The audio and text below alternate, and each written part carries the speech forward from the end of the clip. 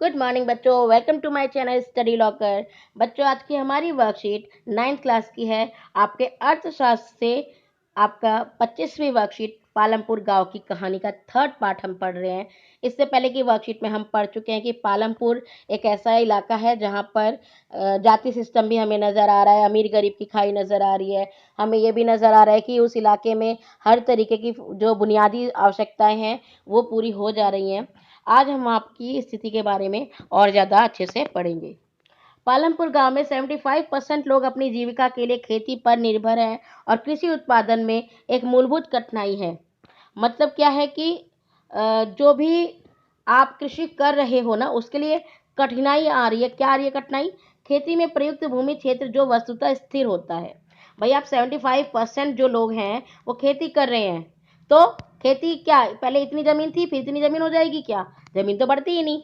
तो खेती जो है ना, प्रयुक्त भूमि क्षेत्र है, वो स्थिर है। अगर आपके पास इतनी जमीन है, ठीक है, अगर आप इतनी जमीन को खेती कर रहे हैं तो हो सकता है कि आप लगातार खेती करते रहे तो ये इतनी जमीन भी बंजर हो जाए, यहाँ की उर्वरा शक्ति खत्म हो जाए, लेकिन आपकी जमीन बढ़ेगी नहीं। ऐसा नहीं है कि वो बढ़ जाएगी, नहीं बढ़ेगी नहीं। तो ऐसी स्थिति में हमारे पास भूमि लिमिटेड है, और जो भूमि है ना उसकी क्वालिटी है ना, उसको भी आपको बनाए रखना है। अब क्वालिटी को बनाए कैसे रखेंगे, यही सब हम आज इसमें देखने जा रहे हैं कि आखिर क्वालिटी को बढ़ाया कैसे जा सकता है। पालमपुर में एक वर्ष में किसान 3 अलग अलग फसलें इसलिए पैदा करते हैं क्योंकि वहाँ सिंचाई की सुविकसित व्यवस्था है। यानी कि पानी, जो सिंचाई का मतलब होता है कि पेड़ों में पानी डालना, तो इसलिए वो एक साल में ही 3 अलग अलग तरीके की फसलें उगा ले रहे हैं। एक वर्ष में किसी भूमि पर एक से ज़्यादा फसल पैदा करने की इसको बहुविध प्रणाली कहते हैं। मतलब कि अगर एक आपका खेत है तो आप उसमें 3 बार जो है फसल उगा रहे हैं। एक बार उगाया फिर काटा, एक बार उगाया फिर काटा, फिर एक बार उगाया एक बार फिर काटा। जब आप कई बार फसल उगाते हैं एक ही वर्ष में तो उसे कहते हैं बहुविध फसल प्रणाली। आपके भी क्वेश्चन आंसर में भी आएगा ये। यह भूमि के किसी एक टुकड़े में उपज बढ़ाने की सबसे सामान्य प्रणाली है। अगर आप सिर्फ और सिर्फ एक ही चीज उगा रहे हो, आप सिर्फ आलू उगाए जाओगे, आलू उगाए जाओगे तो उर्वरा शक्ति खत्म हो जाएगी। एक बार आलू उगा लो, एक बार मटर उगा लो, एक बार दाल लगा लो, तो इससे क्या होता है, उर्वरा शक्ति बढ़ती है अलग अलग फसलों के उगाने से। अब जैसे मटर है, ये नाइट्रोजन युक्त फसल होती है। कुछ फसलें ना उनके जड़ों में नाइट्रोजन होती है, वो ना छोटे छोटे गोल गोल से होते हैं, उसमें नाइट्रोजन होती है, तो ये जो मिट्टी है ना उसकी उर्वरा शक्ति को बढ़ा देते हैं। पालमपुर में सभी किसान कम से कम 2 मुख्य फसलें पैदा करते हैं। ठीक, ये हमारा पहला तरीका हो गया, बहुविध फसल वाला। अब दूसरा तरीका, अधिक उपज के लिए खेती में आधुनिक कृषि विधियों का प्रयोग करना। भाई, आधुनिक कृषि, नई नई टेक्नोलॉजी आ गई है, उसमें जो है आपको उस तरीके से, जैसे पहले नहीं था कि आप बैल को लेकर के बेचारे को मार पीट करके जो है जुताई कर रहे हो, फिर खुद मिट्टी में सन करके काम कर रहे हो और बीजे डाल रहे हो वगैरह वगैरह। बहुत सारी क्रिटिकल कंडीशंस हो जाती थी उसमें कि भाई किस तरीके से कृषि की जा रही है, बहुत मेहनत का काम हुआ करता था। अब नई टेक्नोलॉजी आ गई है, नई तरीके के बीज आ गए हैं, आपके पास इतनी फैसिलिटी आ गई है, ट्रैक्टर हर जगह उपलब्ध है, ठीक है, बड़ी बड़ी मशीनरी आ गई है। तो ऐसे में जो अब अगर उपज लगाते हो तो उसकी जो क्वालिटी है ना वो बढ़ जाती है। ठीक है, तो हम देखते हैं 1960 के दशक के अंत में हरित क्रांति ने भारतीय किसानों को अधिक उपज वाले बीजों HYV, इसे हाई यील्ड जो है बीज कहते हैं, इनके द्वारा गेहूं और चावल की खेती करने के तरीके सिखाए गए। ये जो हरित क्रांति है ना, इस क्रांति का काम था जो उपज है उसको बढ़ाना, इसके लिए उन्नत बीजों का प्रयोग किया गया। ठीक, इससे क्या हुआ, इस क्षेत्रों में किसानों ने खेती में सिंचाई के लिए नल से सिंचाई करी, पानी डाली, हाई यील्ड वाले बीजों का इस्तेमाल किया, रासायनिक जो है केमिकल्स का इस्तेमाल किया, उर्वरक का इस्तेमाल किया, कीटनाशकों का जो है प्रयोग किया, और इससे क्या हुआ, गेहूं की पैदावार बहुत ज्यादा हुई। आप लोग को पता है जब फसल उगाते हैं तो उसमें कुछ अगर ऐसे केमिकल्स डाल दिए जाएं तो वो फसल बहुत अच्छी हो जाती है, वो दिखने में अच्छी होती है, वो ऑर्गेनिक नहीं होती, वो बहुत हानिकारक होती है। जैसे कि एक बार मैंने देखा था, हम लोगों ने अपने घर में घिया लगाया था, तो पापा ने एक एक्सपेरिमेंट करके दिखाया कि उसमें एक चीज़, मतलब ये सारी चीज़ें, रासायनिक चीज़ें डालो तो उस घी की साइज़ बढ़ गया, फूल बड़े-बड़े होने लगे उस, मतलब रासायनिक चीज़ें डालने से। तो लेकिन उससे क्या हुआ उनकी, लेकिन क्वालिटी घट गई। वो तो पापा ने हमें दिखाया था कि भई ऐसे उगता है, ठीक है ना? तो ऐसी स्थिति में क्या है, हम तो छोटे लेवल पे हमने सिर्फ़ देखा है, जब आप बड़े लेवल पे ऐसा काम करते हैं, रासायनिक चीज़ें डाल रहे हैं, उसमें केमिकल्स डाल रहे हैं, वो आप खाओगे तो फिर वो तो भई हेल्थ के लिए बहुत ही नुकसानदायक है। लेकिन हुआ क्या, पैदावार ज़्यादा हुई, बहुत ज़्यादा प्रोडक्शन हुआ हरित क्रांति के ज़रिए, लेकिन नुकसान भी हुआ। परंतु हुआ क्या, हरित क्रांति के कारण उर्वरकों के अधिक प्रयोग के कारण मिट्टी की जो उर्वरा शक्ति है वो कम हो गई।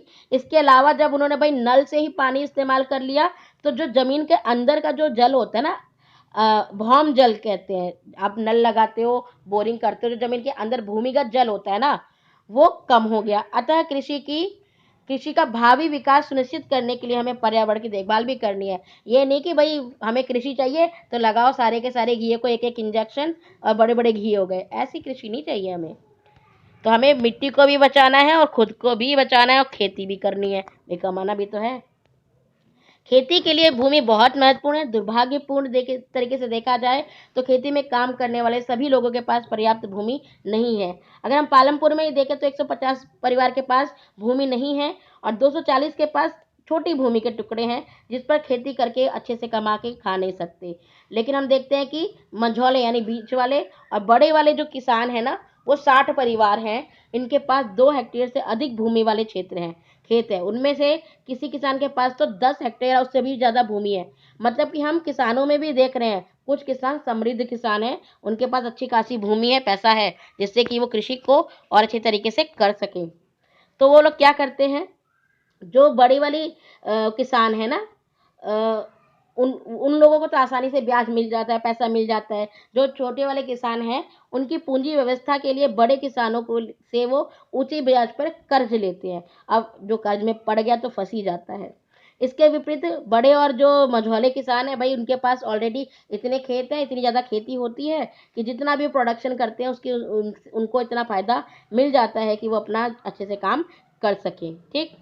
इसके अतिरिक्त छोटे किसान क्या करते हैं, वो अपने परिवार को भी उसी में लगा लेते हैं और सामान को जो है बेच करके, मतलब आप देखोगे जो बड़े बड़े किसान हैं वो मजदूर लगाते हैं, लेकिन छोटा किसान है वो परिवार को लगा रहे हैं, बहुत मेहनत कर रहा है लेकिन इतना प्रोडक्शन नहीं हो रहा। लेकिन बड़े किसान जो है, बड़ी भूमि है, जब बड़ी भूमि होती है ना तो आप परती कृषि भी छोड़ सकते हैं। अभी परती कृषि क्या होती है, ये एक जो है इलाका है जिसके 4 हिस्से हैं, ठीक है। एक हिस्से पे आपने कृषि की, बाकी तीनों को छोड़ दिया। अगली बार में आपने इस वाले इलाके को जो है खेती में ले लिया, दूसरे वाले इलाके को छोड़ दिया। ऐसे में इसको सांस लेने की फुर्सत मिल जाती है, इसको परती कृषि कहते हैं, ठीक। और जो बड़े किसान हैं भाई, उनके पास तो पैसा है, अच्छा खासा कुछ चल रहा है, तो वो अपना सामान जो है कृषि को जा करके बेच देते हैं और अगले मौसम में फिर से फसल उगाने के लिए उनके पास पूंजी की अच्छी खासी व्यवस्था हो जाती है। आप इसमें देख सकते हो कि कृषि के लिए जो भी चीज़ें ज़रूरी हैं वो इसमें दिखाई गई है। आधुनिक कृषि की विधियाँ लगाइए, यूज़ कीजिए, अपना ट्रैक्टर का इस्तेमाल कीजिए, अच्छे बीज उर्वरक कीटनाशक का इस्तेमाल कीजिए, नहर पंप सेट बिजली बांध इसके द्वारा सिंचाई कीजिए। कृषि करना बहुत मुश्किल काम है। चलिए क्वेश्चन आंसर पे चलते हैं। बहुविध फसल प्रणाली से आप क्या समझते हैं, जब एक ही खेत में 2 या 2 से अधिक बार फसल उगाई जाए उसे बहुविध फसल प्रणाली कहते हैं। हरित क्रांति के क्या दुष्परिणाम हुए, मिट्टी की उर्वरता कम हो गई, जल स्तर कम हो गया और हरित क्रांति का फायदा सिर्फ कुछ एक क्षेत्रों को पहुंचा जहां पर खेती होती थी, बाकी राज्यों को उसका फायदा नहीं पहुंचा। एक ही भूमि पर उत्पादन बढ़ाने के अलग अलग कौन से तरीके हैं, प्रति कृषि करना, आधुनिक तकनीकों का प्रति कृषि, जो मैंने बताया था कि किसी एक इलाके को थोड़ा सा खाली छोड़ देना ताकि वो अपनी उर्वरा शक्ति दोबारा प्राप्त कर सके। नाइट्रोजन युक्त फसलें, जो फलीदार फसलें होती हैं, उनका इस्तेमाल करना। खेत में फसल को बार बार बदल कर उगाना, बदल कर उगाने से उर्वरा शक्ति बनी रहती है।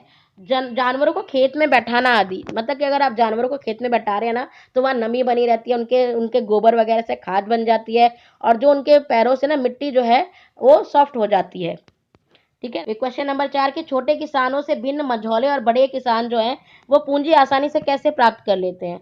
भाई जो बड़े और किसान हैं, मझौले किसान हैं, वो अलग अलग तरीके की फसल उगा सकते हैं क्योंकि उनके पास बड़ी जोत वाले खेत हैं। बड़ी जोत यानी बड़ा आकार वाला खेत, ठीक। वो प्रति कृषि भी उस पे इस्तेमाल कर सकते हैं, आधुनिक जो है उपकरण का इस्तेमाल करते हैं, और वो भूमि की उर्वरा शक्ति दोबारा प्राप्त हो जाए इसके लिए भूमि को थोड़ा-सा साँस लेने के लिए फुर्सत भी दे सकते हैं, क्योंकि भई इस क्षेत्र पे नहीं उगाएँगे तो थोड़ा उधर वाले क्षेत्र पर उगा लेंगे। तो अब छोटा-सा क्षेत्र होगा, छोटा-सा आपका जो है खेत है, तो उसपे तो आपको उगाना ही उगाना पड़ेगा। लेकिन आपका बड़ा है तो आप थोड़ा इलाके को छोड़ के वहाँ पे जानवरों को बैठा सकते हैं, ठीक है ना? तो हम क्या देखते हैं कि किसान जो बड़े किसान और मझोले हैं, वो आसानी से अपनी पूँजी आसानी से वापस ले लेते हैं। तो बच्चों, कृषि करना बहुत ज़रूरी है, लेकिन पढ़ाई उससे ज़्यादा ज़रूरी है। अगर आपको वीडियो पसंद आई तो बच्चों इस वीडियो को लाइक करें, मेरे चैनल को सब्सक्राइब करें। धन्यवाद।